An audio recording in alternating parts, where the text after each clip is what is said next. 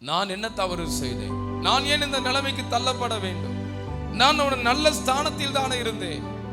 ஆனால் இன்றைக்கு இப்படிப்பட்ட யாராவது எனக்கு உதவி செய்தால் தான் என் வீட்டை விட்டு நான் வெளியே போக முடியும். யாராவது உதவி செய்தால் தான் நான் எந்த காரியத்தையும் செய்ய முடியும். ஒருவேளை உங்களுடைய சரீரம் சுகமா இருந்தாலும் உங்களுடைய பொருளாதாரத்திலே, ஜெபத்திலே, ஆவிக்குரிய காரியத்திலே யாராவது உதவி செய்தால் தான் எந்த காரியமும் செய்ய முடியும். தானாக ஒரு முடிவெடுத்து செய்ய முடியாது. அதற்குரிய ஒரு பலன் இல்லை, அதற்குள்ள ஒரு தைரியம் இல்லை.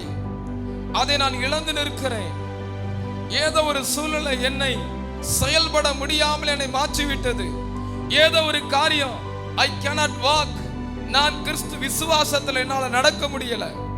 என் வாழ்க்கையில சரியான ஒரு நடமாட்டம் இல்லை. என்னால செயல்பட முடியல. என் வாழ்க்கையில கர்த்தர் கிரியை செய்வாரா? என் வாழ்க்கையில தேவனுடைய கிரியைகளை நான் பார்க்க முடியுமா? அப்படிப்பட்ட ஒரு கேள்வியோடு வந்திருக்கிற உங்களுக்கு தான் கர்த்தர் சொல்லுகிறார், நான் உங்களை கொழுமை உள்ளவர்களாய் மாற்றுவேன். ஹல்லேலூயா.